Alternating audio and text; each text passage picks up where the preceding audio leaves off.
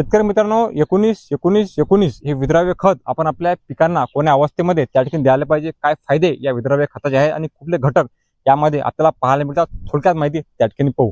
तर या विद्राव्य खतामध्ये तिन्ही घटक आपल्याला पाहायला मिळतात, म्हणजे नत्र, स्फुरद, पालाश हे तिन्ही जे मुख्य अन्नद्रव्य हे आपल्याला वॉटर सोल्युबल या फॉर्मेशन मध्ये त्या ठिकाणी पाहायला मिळतात.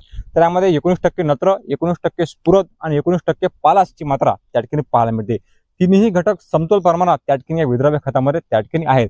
आता पिकाच्या कोण्या स्टेजमध्ये आपण वापरलं गेलं पाहिजे, तर पहिली फवारणी ज्यावेळेस आपण घेतो तर त्या पहिल्या फवारणी जर आपण हे विद्राव्य खत घेतलं तर चांगली जोमदार वाढ आपल्या पिकांची त्या ठिकाणी होते. म्हणजे कुठल्याही पिकांच्या पहिल्या फवारणीमध्ये आपण त्या ठिकाणी विद्राव्य खत जे आहे ते घ्यायला पाहिजे आणि जवळपास सर्वच पिकांमध्ये आपण याचा वापर जो आहे तो करू शकतो. 80 ते 100 ग्रॅम प्रति 15 पंपासाठी आपण याचा वापर करा फवारणीसाठी आणि 3 ते 4 किलो प्रति एकर ड्रिपसाठी आपण याचा वापर करू शकता. याबाबत सविस्तर माहिती जर आपल्याला पाहिजे असेल तर शेती मित्र रोशन या युट्यूब चॅनलला अवश्य